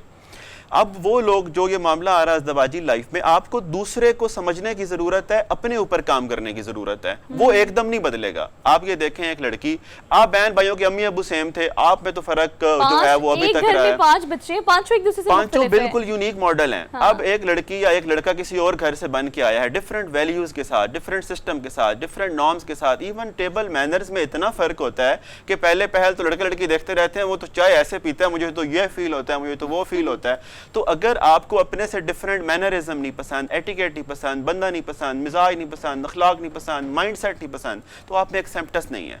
यानी लिसनर, अच्छा लिसनर वो होता है जिसमें बला की एक्सेप्टेंस हो, वो अपने से मुख्तलिफ राय को पर्सनल हुए बगैर सुन सके। ये एक बात। तो फिर आप ये भी समझे कि मेरे सही होते हुए भी वो गलत है, ये बात गलत है। अच्छा, यानी मेरे ठीक होने के साथ साथ भी वो ठीक है। अच्छा, मियां बीवी में ना एक छोटी सी टिप ये है, जिसको गुस्सा आया हुआ है ना, दूसरा चुप कर जाए। अगर 2 शीशे एक वक्त में टकरा गए तो बहुत मसला हो जाएगा। ये बात पता है कौन सी बात है जो मैं अक्सर, मेरे अब्बा मुझे कहते हैं, खामोशी ना सबसे बदला लेना नहीं चाहिए, लेकिन खामोशी सबसे बड़ा बदला होती है। आप खामोश हो जाएं, उसी लम्हे अगले बंदे जो आपके सामने खड़ा, जो आपसे लड़ रहा है, जो आप पे गुस्सा कर रहा है, उसको एहसास हो जाएगा गलती मेरी है, बिकॉज ये तो चुप है। आप खामोश बाय चॉइस हो, आप खामोश बाय मजबूरी ना हो। वो ये ना हो कि मैं बॉस के सामने खामोश हो जाता हूँ, पता चलता है बच्चे के सामने खामोश हुए कि नहीं। तो आपकी मजबूरी, मतलब आपकी चॉइस तो यही है ना कि अगर आपने अपना रिश्ता बचाना है, वो माँ बाप का है या मियाँ बीवी का है, आप खामोश हो रहे हैं। देखिए, खामोशी के बहुत ज्यादा बेनिफिट है। उस बंदे का गुस्सा ठीक हो जाएगा, वो भी ठीक हो जाएगा आपके साथ, और हो सकता है गुस्सा उसका ये एक प्रॉब्लम हो, लेकिन आप उसके प्रॉब्लम में इजाफा ना करें, आगे से जवाब दें। अच्छा, गुस्सा आने वाले फैक्टर्स की बात कर लेते हैं। तो ये अब गुस्सा आपको किन चीज़ों पे आता है? अम्मा अब्बा को आता है कि बच्चा उनकी बात नहीं मान रहा, जिद कर रहा है। हस्बैंड वाइफ को गुस्सा आता है एक दूसरे पे, क्यों? क्योंकि वो वाइफ कुछ एक्सपेक्टेशन होती है उसकी मर्द से और मर्द उनको पूरी नहीं कर रहा था, बिकॉज उसकी अपनी एक लाइफ है और वो कोशिश करता होगा। अच्छा, अब बॉस की बात करें तो बॉस को काम चाहिए होगा और जो एम्प्लॉयज़ हैं वो उस तरह से कोशिश वो भी करते हैं। लेकिन आप अगर इन रिश्तों को बेहतर करने की बात करें तो ये एक्सेप्टेंस वाला जो मामला है ना, मैं कहती हूँ कि आप एक्सपेक्टेशंस को अगर रिप्लेस कर लेते हैं ना एक्सेप्टेंस के साथ, तो ये फॉर्मूला आपकी लाइफ में बेस्ट है। आप ये देखें कि ये बहुत अनरियल एक्सपेक्टेशन लेके बैठे हैं। नंबर 1 बात, अगर आपको एक बंदा हर वक्त चाहिए वक्त देने के लिए और आप वो दूर जाए तो आपको मतलब मुश्किल पेश आती है, तो आपको एडिक्शन है, आपको वो बंदा यानी आपको इलाज की ज़रूरत है, बंदे की ज़रूरत नहीं है। लोग देखें ना, माँ से बेटा हॉस्टल में 6 माह रह के पढ़ लेता है, हस्बैंड या वाइफ ये डिमांड जो करते हैं कि ये रोज़ाना 4 बजे छुट्टी होती है और 4:15 मेरे पास हो। आपका रिश्ता टूटने से कोई नहीं बचा सकता। बहुत अनरियल एक्सपेक्टेशन है। और अगर महीने में आपने उससे कभी आउटिंग नहीं की, वो दोस्तों के साथ नहीं गया, अगर महीने में 1-2 दफा वो दोस्तों के साथ जा रहा है तो आपको लगता है कि आपकी ज्यादती हो रही है। अच्छा, आपका हक जा रहा है। इसकी एक और वजह यह है कि लड़की के पास उसने अपनी कोई और लाइफ डेवलप ही नहीं की, वो उसने अपने अंदर का जहान आबाद नहीं किया, वो हमेशा उसने इमोशनली डिपेंडेंट रखा है एक बंदे को। उसके बाद जो आपने फैक्टर्स की बात की कि वो इन सारे रिश्तों में क्या जो फैक्टर हैं, इसके अलावा भी फैक्टर हैं, बट एक सिंपल सा फैक्टर है, उसने मेरी मर्जी के मुताबिक बिहेव नहीं किया और रिजल्ट मेरी मर्जी के मुताबिक नहीं आया। बहुत सारे बच्चे गुस्से में हैं कि मैंने ये रिजल्ट लेना था, मेरा नहीं आया, तो हस्बैंड कहता है मैंने वाइफ को ये कहा था, उसने ये नहीं किया। मुझे आप ये बताएं, क्या रिजल्ट पे आपका कंट्रोल है? आप अजीब जनरेशन है, उस चीज पे कंट्रोल पाना चाह रही है जो खुदा ने अपने हाथ में रखी हुई। और एक और चीज, फिर हम इस जनरेशन को बड़े फैशनेबल अंदाज में कहते हैं, इट्स जेन जी। ये जेन जी जनरेशन है और इनमें सब्र का मादा नहीं है, इनमें गुस्सा बहुत आता है, ये वोकल बहुत हैं और ये बहुत ज़्यादा फास्ट फॉरवर्ड है, ये बोल देते हैं। देखिए, स्ट्रेट फॉरवर्ड के नाम पे और असर्टिव होने के नाम पे ये बदतमीजी कर जाते हैं। मैं ना एक जुमला लगा लूं, आप असर्टिव हो बदतमीज हुए बगैर, आप असर्टिव हो दूसरे की तरफ इनकंसिडरेट हुए बगैर। देखें ना, असर्टिव होने और बोल्ड होने में फ़र्क होता है, या बोल्ड होने और बदतमीज़ होने में फ़र्क होता है। बच्चे को असर्टिव होना सिखाएं, जहाँ पे मैं नहीं अवेलेबल मुझे नो कहनी आनी चाहिए। लेकिन नो में दूसरे की तजलील कैसे किया आपने? आप चॉइस ऑफ वर्ड में ख़राब क्यों हुए? आपके अंदर आपके जो लहजे की तलखी है वो क्यों अंदर आ रही है? अच्छा, हरमीत भी कुछ पूछना चाह रहा है। जी हरमीत साहब, जो आप गुफ्तगू फरमा रहे हैं, मेरी अगर आवाज़ आ रही है तो मैं जी आ रही, कंटिन्यू करें। अगर हम देखें जो बातें आप करें, जो गुफ्तगू आपने फरमाई, बड़ी मज़े की है, बड़ी ज़बरदस्त किस्म की है, लेकिन थोड़ा सा अगर हम माजी में जाते हैं, अपनी फैमिली अपने ख़ानदानों में देखते हैं तो हमें ये चीज़ नज़र आती है कि जब बड़ा बात करता था, बड़ा भाई बात करता था तो छोटे बड़े आराम से सुन लेते थे। आज सूरत हाल बड़ी चेंज है, बड़ी मुख्तलिफ है। क्या आपको लगता है, क्या मुशक्क़त जो होती थी जिस्मानी उससे दूरी है, या जो खाने पीने अब नई चीज़ें आजकल की जनरेशन को अगर हम देखें, जो हमारे पास रेशो आ रही है डाइवोर्स की, वो जिस पे आपने गुफ्तगू की अभी, तो ये चीज़ें जो बढ़ रही हैं इसकी क्या वजूहात हैं? क्या सिर्फ और सिर्फ यही है कि जंक फूड का आना, वर्जिश से दूरी करना, कंपनी से दूरी रहना, क्या इसी में आता है सर? देखें, इसमें 5 फैक्टर हैं। आप कहते हैं ना कि वो पहले बड़े लिहाज से बात सुनते थे, तो अब के बच्चे को तैयार किसने किया है कि वो लिहाज से बात सुने? स्कूल्स और कॉलेजेस में जाके देख लें, इंफॉर्मेशन ट्रांसफरेंस को नॉलेज कहा जाता है। जो अच्छाई को जान लेना ये नॉलेज होता है, अच्छाई पसंद बन जाए ये तरबियत होता है। अब बताएं तरबियत कहाँ हो रही है? बड़े का मकाम, टीचर का और बड़ों का मकाम इंस्टॉल करने का बच्चे में, मुझे एजुकेशन सिस्टम में निज़ाम बताएं या पेरेंटिंग में बताएं। बच्चे, माँ उसे कह रही है डॉक्टर बन जाओ सारे मसले हल हो जाएंगे। अब बताओ ये बड़ों का एहतराम इसमें कहाँ से सिखाया कहाँ गया है? उसका टाइम कहाँ डिवोट है? नंबर 1। अच्छा, नंबर 2 जो बात है, डाइट का बहुत इम्पैक्ट है। डाइट आपके पूरे फिजियोलॉजिकल रिस्पॉन्सेज को बदलती है। डाइट होते हैं आपके, हार्मोनल चेंजेस की वजह से तो गुस्सा आता है। डाइट और मूड का बड़ा गहरा साइंटिफिक ताल्लुक है। तो डाइट एक चीज है। फिर आपको एक और बात बताऊं, डाइट ने भी इतना मसला नहीं करना था। ये जो समर कैंप पे पत्नी कैसी एक्टिविटी स्कूल वाले जो हैं वो स्टार्ट कर देते हैं। आपकी ट्रैवलिंग किधर है? आपके बच्चे की फिजिकल एक्टिविटी किधर है? आपके बच्चे की स्पोर्ट्स कहाँ है? आपके बच्चे का फितरत और जानवरों के साथ ताल्लुक कहाँ है? आप रिलेशनशिप की डायमेंशंस को देखें। बच्चे का अपने साथ ताल्लुक ही नहीं है, वो बोर हो रहा है। वो बोर क्यों हो रहा है? डिवाइसेस को का जो यूजर है ना, वो एडिक्टेड हो जाता है, बहुत जल्दी एडिक्टेड हो जाता है। जो एडिक्टेड आदमी है उससे आप चीज लेंगे उसकी रूह तड़पेगी, उससे नेचुरल चीजों में मजा नहीं आएगा। आप उसे बताएं कद्दू पके हुए, कहेगा भूख ही नहीं है। आप उसे बताएं शवारमा है, उसको भूख पैदा हो जाएगी। ये एडिक्टेड आदमी की भूख ही बड़ी और होती है। डिस्कशन बहुत प्रोडक्टिव है और ऑल दो बहुत और तरफ भी जा रही है, लेकिन आपने जो गुफ्तगू की है उससे जो मैं क्रक्स कर सकी वो ये कि अब आप इस चीज़ को सिर्फ अंडरस्टैंड करें कि जिस जनरेशन, जिस एरा में हम जा रहे हैं, गैजेट्स के साथ हमारा ताल्लुक इतना गहरा हो गया है कि ना पेरेंट्स के साथ है, ना असातिज़ा के साथ है, ना अपने दोस्तों के साथ है, ना रिश्तेदारों के साथ है। हम सिर्फ टेक्नोलॉजी बेस्ड ही हो गए और वो हमारी अखलाकियात जो है उसका सिखाना हमने छोड़ दिया। अब इसमें एक और बात भी ऐड करूं, आपका वे ऑफ थिंकिंग का इसमें बहुत रोल है। अगर आपकी डाइट भी ठीक है और आप एक्सरसाइज भी ले रहे हैं, स्लीपिंग आवर्स भी ठीक हैं, फिजियोलॉजिकली आप सही हैं, तो आपका वे ऑफ थिंकिंग आपको गुस्से से बचा सकता है। तो सब आप बातें बहुत अच्छी कर रहे हैं, हम इसको कंटिन्यू करना चाहते हैं लेकिन वक्त के हम थोड़े से पाबंद हैं। Thank you so much for being here. आपकी सारी बात होपफुली कि जितने पेरेंट्स हैं, जितने भी मियाँ बीवी हैं, दोस्त अहबाब हैं, एम्प्लॉयज़ हैं, उन्होंने इस बात को गौर से सुना होगा कि गुस्सा जो है उस पर किस तरह से काबू पाया जा सकता है। और गुस्सा सिर्फ गुस्सा नहीं है, ये बहुत सारे दीगर फैक्टर्स की वजह से आता है। आपको उन पे काम करने की ज़रूरत है, गुस्सा खुद ही कंट्रोल हो जाएगा। एक ब्रेक लेंगे, वापस आएंगे। Just keep watching good morning public. Welcome back after the break. So FIFA World Cup के बाद जो बुखार हमने पाकिस्तान के मुख्तलिफ शहरों में बच्चों में देखा, वो पहले भी एग्जिस्ट करता था लेकिन निकल कर बाहर आया। अगर हम लियारी के बच्चों की बात करें तो फुटबॉल की अगर हम बात करें तो अब हर गली कूचे में, जैसे अब क्रिकेट खेला करते थे, अब बच्चे फुटबॉल के दीवाने हैं। और अगर स्ट्रीट चाइल्ड फुटबॉल टीम की हम बात करें स्पेसिफिकली, जो कि आज के इस टॉपिक का मकसद भी है, वो ये कि बगैर किसी मतलब हम अगर फंड्स की बात करें, ट्रेनिंग की बात करें, वर्कशॉप्स की बात करें और इसके अलावा प्रैक्टिस की बात करें, तो ये वसाइल ना होने के बराबर उसके बावजूद भी अपने आप को स्किल्स डेवलप करना, उसको पॉलिश करना, कैच करना और फिर नॉर्वे में जो टूर्नामेंट हो रहा है उस पर पार्टिसिपेट करना, पाकिस्तान को रिप्रेजेंट करना, ये क्रेडिट्स चाहते हैं Pakistan street child football team को। और इसी हवाले से हम बात करेंगे। इनके मैनेजर जो है हमारे साथ मौजूद है, रेहान ताहिर साहब, जो कि इस्लामाबाद में हरमीत के साथ। सो हरमीत, ओवर टू यू। जी बिल्कुल सोहा, आपने दुरुस्त फरमाया कि टैलेंट की कोई कमी नहीं है, लेकिन उसको पॉलिश करना और उनको आगे लेके जाना, उसके हवाले से बहुत ज़्यादा कमियां पाई जाती है। लेकिन अगर हम फुटबॉल की दुनिया की बात करें, क्रिकेट में तो आपको क्रिकेट में कहीं हम नंबर 1 हो जाते हैं, कभी नंबर 2, कभी नंबर 3। फुटबॉल कहीं ना कहीं हमें नज़र नहीं आता। लेकिन सबसे बड़ी बात और जो खुशाइन बात है वो है ये कि फीफा की जानिब से पाकिस्तान के जो स्ट्रीट चाइल्ड हैं, यानी जो छोटे छोटे बच्चे हैं, उनके हवाले से जो कमेंट्स थे वो बड़े मज़े के थे और वो थे कि ये नंबर 1 है। तो हमारे साथ रेहान ताहिर साहब मौजूद हैं जो इस वक्त ग्राउंड पे काम कर रहे हैं। भाजी बहुत शुक्रिया आपका। और आपसे जानना चाहेंगे कि इस वक्त क्या हो रहा है, फुटबॉल की क्या सिलेक्शन हो चुकी है बच्चों की और उनकी टीम अब तश्कील दी जा चुकी है और आगे का लाएमल क्या है? बहुत शुक्रिया जी आपका, आपने हमें इनवाइट किया। और ऑब्वियसली ये मीडिया की ही मैं कहता हूँ आवाज़ है जिसके ज़रिए पाकिस्तान के इन बच्चों को यकीन माने कि आवाज़ भी मिली, आइडेंटिटी भी मिली और इनकी वैल्यू सामने आई कि ये बच्चे भी अल्हम्दुलिल्लाह ना सिर्फ कौमी स्तर पर बल्कि आलमी स्तर पर भी अपना मुकाम बना सकते हैं। अच्छा, यहाँ पर सबसे पहले बुनियादी तौर पर स्ट्रीट चाइल्ड के इस प्रोजेक्ट को अंडरस्टैंड करने की ज़रूरत है। मैं शुरू में आगही के तौर पर यह बात ज़रूर अर्ज़ करना चाहूँगा। राइट टू प्ले बच्चे का बुनियादी हक है, राइट टू आइडेंटिटी शनाख्त उनका बुनियादी हक है और राइट टू एजुकेट तालीम उनका बुनियादी हक है। हम इन 3 चीज़ों पे काम करते हैं। ये हमारा प्रोजेक्ट बेसिकली इन 3 सोशो साइको उनकी ट्रेनिंग के साथ साथ उनकी सेफ गार्डिंग के एलिमेंट को सामने रखते हुए इन चीज़ों पे काम करता है। एक बच्चा जिसको रियासत की जिम्मेदारी थी कि उसको तालीम देगा, रियासत की जिम्मेदारी थी कि उसको खेलने का हक देगा, रियासत की जिम्मेदारी थी कि उसको शनाख्त देगा। हमने अपने मैदान के इस प्रोजेक्ट के तहत हमने कहा कि हम क्यों ना इन बच्चों पे काम करें। 2014 से ये सफ़र का आगाज़ हुआ। ये 9वीं आलमी हमारी शिरकत होगी जो ओस्लो नॉर्वे कप में होने जा रही है।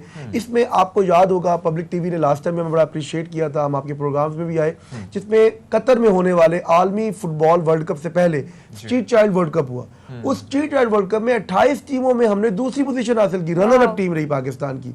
और प्लेंटी किक्स में पाकिस्तान की जो स्ट्रीट चाइल्ड टीम थी वो हार गई। तो 8 बच्चे उस स्क्वाड से हमने लिए, 8 नए बच्चे, नए टैलेंट को, ताकि मौका मिले हर उस बच्चे को जो चाहता है, गरीब है मगर उसको मौका नहीं मिला, उसको उसकी आवाज़ बनेंगे। हमने सिलेक्शन के अपने मराहल जो है वो मुकम्मल कर लिए। अब उनकी आइडेंटिटी पे काम हो रहा है। किसी का बे फॉर्म नहीं है, किसी का शनाख्ती कार्ड नहीं है, किसी का पासपोर्ट का इशू है, ताकि उसको इस आलमी मुकाबले में ले जाने के लिए तमाम डॉक्यूमेंटेशन तैयार की जा सके। और फिर हमारे पास ये 1.5 माह का एक अरसा है। इस 1.5 माह के अरसे के अंदर हम इन बच्चों को तैयार करेंगे, खिलाएंगे, सिखाएंगे और फिर 28 जुलाई को इंशाल्लाह हम ओस्लो के मैदान में उतरेंगे। ओस्लो में ये यूथ का सबसे बड़ा फुटबॉल कप होने जा रहा है। ये स्ट्रीट चाइल्ड का नहीं है, लेकिन हमारी कोशिश क्या है कि गली कूचों के इन बच्चों को अमूमी बच्चों के साथ खड़ा कर दें। और 200 से ज़ायद टीम मुख्तलिफ कैटेगरीज की वहाँ पर शिरकत कर रही हैं, जिसमें फ्रांस, इटली, कनाडा, पाकिस्तान और मुख्तलिफ ऐसे डेवलप्ड नेशंस के लोग भी होंगे, बच्चे होंगे। तो यकीनन इन बच्चों को मौका मिलेगा सीखने का, देखने का, समझने का। अच्छा, और रेहान, मुझे ये बताइएगा, एक और चीज जो आपसे जानना चाहेंगे, ग्राउंड पे आप रहे, ग्राउंड पे आपने काम किया है और ग्राउंड पे इन बच्चों को पॉलिश करा के आगे लेके जाना, जैसे आपने फरमाया कि 8 पहले थे, 8 बच्चे अभी हमने सेलेक्ट किए हैं, किन किन मसाइल मसाइल का आपको सामने, और फिर अगर फुटबॉल के हवाले से बात करें, जो हमने कभी इस पे कोई नाम नहीं बनाया, मुकाम नहीं बनाया, तो आपको क्या लगता है इन बच्चों का फ्यूचर और पाकिस्तान से जुड़ा यानी फुटबॉल का जो फ्यूचर है वो आपको क्या लगता है? दो सवाल आपने किए। यकीनन देखिए, सबसे पहला मसला तो आइडेंटिटी है जी। ये वो बच्चे थे कि जो वल्नरेबल कम्युनिटी से बिलोंग करते हैं, less privilege area, deprived community Pakistan की है, लेकिन उनके अंदर एक जज्बा था। देखिए, उन बच्चों को जब हमने सामने पेश किया तो हमारा एक लड़का तुफैल शनवारी, उसने 11 गोल किए जी कतर के अंदर, ब्राजील के खिलाफ, 11, और उसको गोल्डन बूट्स दिए कतर की शहजादी ने। जब अमीर कतर की शहजादी आई तो उन्होंने कहा गोल्डन बूट्स इस पाकिस्तान के इस नौजवान को, टैलेंट को मिला है, तो उसका भी सर फखर से बुलंद हुआ कि अल्हम्दुलिल्लाह पाकिस्तान में टैलेंट की कमी नहीं है। लेकिन मसला क्या है? मसला ये है कि इन बच्चों को जाने कौन, निकाले कौन, संभाले कौन। हम 100 मुख्तलिफ अकेडमीज के जरिए पाकिस्तान के टैलेंट को हंट करते हैं, छोटे छोटे फुटबॉल क्लब्स को सपोर्ट करते हैं फॉरवर्ड स्पोर्ट्स के ताउन के साथ, ताकि कम से कम पाकिस्तान के इन बच्चों की हम आवाज़ बन सके। लेकिन सबसे बड़ा मसला आइडेंटिटी की, जो मैंने आपसे बात की। दूसरी मसला जो यहाँ पर है कि बच्चों की तरबियत। देखिए, हमारे पास बड़ा मुख्तसर वक्त होता है। वर्ल्ड कप के लिए तो 1 साल हमने उन बच्चों को अपने पास रखा। ये बच्चा किसी दुकान पे काम करता था, एक बच्चा जो है किसी जो है तंदूर पे काम करता था, एक बच्चा रियल में भट्टे पे काम करता था। अब ये उनके वो थे जहाँ पर वो इंगेज थे। उनकी वालिदैन ने कहा कि आपने तो हमारे बच्चे खराब कर दिए, कि ये तो घर में रोटी लाते थे, ये तो घर में रिज़्क लाते थे। तो हमने अपने मावनीन के ताउन के साथ, आपके तरफ से भी रिक्वेस्ट है कि इनको हमने इंगेज किया कि इनकी वालिदैन को कुछ ना कुछ स्टाइपेंड दिया जाए, ताकि वो राजी रहे और हम उस बच्चे की तरबियत को, क्योंकि हमें नजर आ रहा था कि इस बच्चे में पाकिस्तान का टैलेंट छुपा है, तो ये भी एक इशू है। अच्छा, जो खुशखबरी की बात है, जो अच्छी बात है, आप हैरान होंगे कि इन नो टूर्स में, नोआ टूर्स इंशाल्लाह होने जा रहा है, एक बच्चा भी स्किप नहीं हुआ। हम डेवलप नेशंस में गए, हम यूके गए, हम रशिया गए, हम नॉर्वे 2 दफ़ा गए, ब्राज़ील गए। हमने बच्चों को ट्रेनिंग दी, हमने बच्चों को ये तरबियत और एहसास दिलाया कि अगर आप पाकिस्तान का मुस्तकबिल हैं, पाकिस्तान में खेल के मैदान में आप आने वाले बच्चों को भी चाहते हैं कि वो भी आपकी तरह आगे आए, इनका दरवाज़ा मत रोकें। अपने किरदार से ये साबित करें कि आप सफीर अमन हैं, अपने जो है ना जेस्चर ये दें कि आप पाकिस्तान के सही सफीर हैं। अच्छा रेहान, मुझे ये बताएं कि you guys are doing really good. You guys are doing really good. That like seems to be like good, क्योंकि हमें नज़र आ रहा है कि बच्चे किस तरह से आप उनको पॉलिश कर रहे हैं, उनको अपॉर्चुनिटीज़ दे रहे हैं विदाउट हैविंग एनी फंड और सपोर्ट जो कि कंसर्न डिपार्टमेंट्स या गवर्नमेंट की तरफ से होनी चाहिए।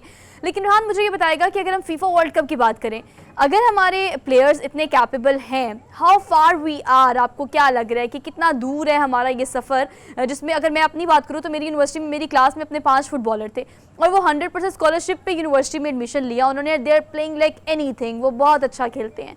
अगर मसला है तो वो अपॉर्चुनिटीज़ का है, और अगर आपकी इस अपॉर्चुनिटी के थ्रू लोग जा रहे हैं तो फीफा वर्ल्ड कप का रास्ता कब तक स्ट्रॉन्ग कर लेंगे हम अपने, वो कब मनवा सकेंगे वहाँ पे?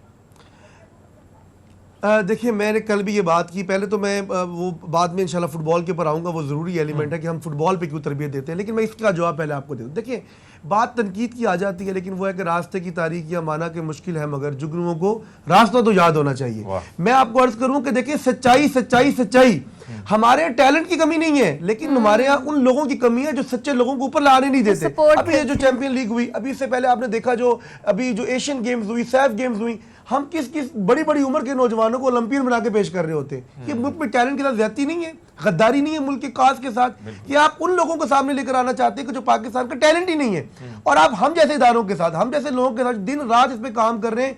ये मेरा रज़ाकराना प्रोजेक्ट है जी, मैं इसके लिए कोई पेड एम्प्लॉय नहीं हूँ। मैं चाहता हूँ कि इन बच्चों के लिए काम करूँ, मैं चाहता हूँ कि अपनी टीम को, अपने और जो रफाई इदारों में काम करने वाले लोगों को इंगेज करके टीम हमने बनाई है। मकसद सिर्फ बात करने का ये है कि टैलेंट को पहचानना। कोच रशीद हमने इंगेज किए 2014 से। वो कोच कौन थे? पाकिस्तान फुटबॉल टीम के कोच थे, पाकिस्तान फुटबॉल टीम के खिलाड़ी थे। उनको हमने कहा कि आप इन बच्चों को लेकर आए, उनको वेल स्टैब्लिश भी, उनको हमने फैसिलिटेट भी किया कि यार आपको हम कोई सिफारिश नहीं करेंगे।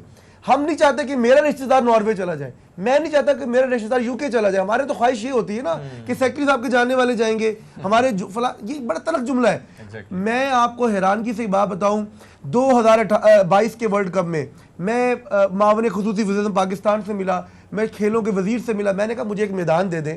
ये बच्चे मीरपुर में मुस्लिम हैंड्स का जो फीफा सर्टिफाइड स्टेडियम है, हम वहाँ पर हमने खुद डेवलप किया है, वहाँ ट्रेनिंग करते हैं। हमें इस्लामाबाद में एक ग्राउंड दे दें। ये आज भी स्पोर्ट्स कम्प्लेक्स इस्लामाबाद का दुहाई देता है, रोता है, चीखें करता है कि इसको इस्तेमाल करो। वो सैफ गेम्स कब होंगी मुझे नहीं पता, लेकिन उसको इस्तेमाल करने का मौका नहीं दिया गया। हमने रेंटेड किया इस्लामाबाद क्लब में, रेंटेड किया किसी और क्लब के अंदर, ताकि इन बच्चों को कम से कम 15 दिन की इस्लामाबाद में ट्रेनिंग दें और यहाँ से दोहा लेके जाए। अफसोस का मुकाम है मेरे लिए भी, आपके लिए भी और पाकिस्तान के सुनने वालों के लिए भी। खेलों के मैदान आपने भी वीरान कर दिए और अस्पतालों को आबाद किया, लिबर्टियों को आबाद किया, माफिया को आबाद किया। पाकिस्तान में अच्छा रेहान, जितना एग्रेशन आप दिखा रहे हैं, रेहान जितनी बातें आप कर रहे हैं ना, आपकी देखिए बातें मैं बिल्कुल ये नहीं कह रही कि कतई तौर पर गलत है, 110% सच है। और जिस एग्रेशन से आप इस तमाम सिनेरियो को डिस्क्राइब कर रहे हैं, ये हार्श रियलिटी है। पीआर या आपके हमें भी इस बात की तकलीफ है कि हमारे वो होनहार तलबा और तालिबात जो यूनिवर्सिटी में काम करते हैं और अच्छा परफॉर्म करते हैं, उनको आगे जाके मुस्तकबिल में फुटबॉल का कोई फ्यूचर नजर नहीं आता, फिर उन्हें जॉब ढूंढनी पड़ती है, फिर वो मार्केट में जाते हैं और वो कोई ना कोई जॉब तलाश करते हैं। लेकिन आप मुझे बताएं कि आपकी ऑर्गेनाइजेशन जिसको आप रजा कराना तौर पर चला रहे हैं, किस हद तक आप लोगों ने कोशिश की है to approach them, to convince them कि आप कौन कौन से ऐसे जो एग्रेशन आप दिखा रहे हैं, यकीनन कुछ ऐसी चीज़ें हुई हैं जिसके बाद आप इतने या तो खिलाफ हैं या आप इनकी फेवर में नहीं है। तो ये मैं वो जानना चाहती हूँ मेरे अंदर। नहीं मैं वो जानना आप सच्चाई को बयान करते तो मैंने कहा कुछ मैं भी याद कर दूं कि आप लोग अगर हमें ना मौका दें तो हमारी आवाज़ खत्म हो जाए। मैं इसलिए ये बात कर रहा हूं कि देखिए वेटेज कब मिलती है पाकिस्तान में। आप जब एक प्लेयर को, क्रिकेट के प्लेयर को दिन रात टीवी में दिखाएंगे, हेड एंड शोल्डर के इश्तिहार से लेके जो है ना जूतों के इश्तिहार तक, आप ना हॉकी को लेकर आ रहे हैं ना फुटबॉल को लेकर आ रहे हैं। और भाई कौन खेलेगा फुटबॉल? कौन? आप मुझे बताएं, मुझे पाकिस्तान के आप भी 4 हॉकी के प्लेयर के नाम तो बताएं जरा कौमी टीम के। आपको भी नहीं मालूम, मुझे भी मालूम नहीं है। ये ज्यादती है इस कौमी खेल के साथ। तो मैं फुटबॉल की बात इसलिए करता हूँ, गरीब परवर खेल है। यूएन की रिपोर्ट के मुताबिक पाकिस्तान जो इंटरनेशनल जो डेवलपमेंट एजेंडा है उसमें फुटबॉल आइकन है, दुनिया का आइकन है। क्यों? कि इस आइकन के जरिए आप दुनिया को बदल सकते हैं। जो आपने बात की ना पाकिस्तान के अंदर जो ये नौजवान बच्चे, हम 30 बच्चे इस वक्त पाकिस्तान के मुख्तलिफ डिपार्टमेंट्स को दे चुके हैं। ये हमारा सफर है, छोटा सा हिस्सा है। 6 बच्चे इस वक्त पाकिस्तान की कौमी फुटबॉल टीम के स्क्वाड का हिस्सा है, जो कि बहुत बड़े एजाज की बात है। 2 बच्चे इटली में कामयाब जवान प्रोग्राम के तहत चले गए, एक बच्चा आर्मी के साथ खेल रहा है 2018 की टीम वाला। इस तरह काफी बच्चे इंगेज हमने किए। यूनिवर्सिटीज हैं हमारे पास जिन्होंने हमें ताउन किया। गुजारिश ये है कि जब स्पॉन्सर्स, डोनर्स और मावनीन जब अपना फोकस करेंगे सिर्फ एक क्रिकेट की जानिब, जुनून है, हमें भी जुनून है, आपको भी होगा, आप उसको साथ आप इसको वैल्यू करें। ये किसने करना है? मिनिस्टर ऑफ खेल ने करना है। ये किसने करना है? खेलों के स्पोर्ट्स कॉम्प्लेक्स को चलाने वाले सेक्रेटरीज ने करना है। ये किसने करना है? पाकिस्तान के स्टेक होल्डर ने करना है। पूरा दिन सियासत के ऊपर आप दे देते हैं, आप 10 मिनट भी जो है स्पोर्ट्स को नहीं देते। इसलिए हर बंदा दूसरे को खाने के लिए दौड़ रहा है, हर बंदा लड़ रहा है दूसरे। बिल्कुल, बड़ा अच्छी बात आपने की। इसी के साथ साथ मेरे ख्याल में वक्त थोड़ा है, तो आपसे जानना चाहेंगे कि बच्चों के हवाले से भी आप अभी कोई बात कर रहे थे, क्या उनके लिए कोई प्लेटफॉर्म भी आपने मुहैया किया? क्योंकि बच्चे भी बड़ी टैलेंट है और टैलेंट उनमें है, लेकिन उजागर करना, सामने लाना, वही सिफारिशें, वही मामला जो हम खुद देख के भी परेशान होते हैं, उस पर क्या काम? जी बहुत आपने अच्छी बात की, दुआ है। मेरी बिलावल भुट्टो साहब से भी ये रिक्वेस्ट है आपके प्रोग्राम के तवज्जुह के साथ, क्योंकि वो खारजी सतह पर बहुत अच्छी कोशिश कर रहे हैं। तो ये स्पोर्ट्स भी हर ताले की चाबी है। तो हम इंशाल्लाह इस साल चेन्नई में इंडिया में होने वाले जो street child cricket world cup है उसे पाकिस्तान में पहली दफा बच्चियों की टीम लेकर जा रहे हैं। ये एक बहुत बड़ा, हमने कहा कि यार बच्चियां क्यों किसी से पीछे रह जाएं, हमारी बच्चियों में इतना टैलेंट है, उनकी आवाज बनने वाला कोई नहीं। तो मुस्लिम हैंड्स के जो हमारा कॉम्प्लेक्स है, स्कूल्स हैं जहां पर यतीम गरीब नादार बच्चों को हम तरबियत देते हैं, हमने उन बच्चों को और अमूमी बच्चों को इकट्ठा किया ताकि उन बच्चों को जो जिनके वालिदैन नहीं थे इस दुनिया में, उस टैलेंट को निकाला और उनको इंशाल्लाह एक अच्छा रेहान, लास्टली मुझे ये बता दें, इंशाल्लाह ये वर्ल्ड कप लास्टली मुझे ये बता दें, विद योर काइंड सजेशंस जो आप दे रहे हैं, हम वहां जाएं और बच्चों को प्रेजेंट करें। देखिए जो काइंड सजेशन डिस्कशन हम कर रहे हैं ना, लास्टली मुझे ये चीज़ एड्रेस कर दें कि if we have to, in fact हमें अपनी टीम बिल्ड करनी है। हमें क्रिकेट के साथ, हॉकी के साथ, रिसेंटली हमने खबर दी कि हॉकी का फाइनल मैच जो हुआ था वो भारत के साथ हुआ था, जो कि अनफॉर्चुनेटली हम हार गए, लेकिन हमने क्वालिफाई किया लास्ट तक और हम भारत के साथ वो जो हमारे रवायती हरीफ हैं उनके आमने सामने थे।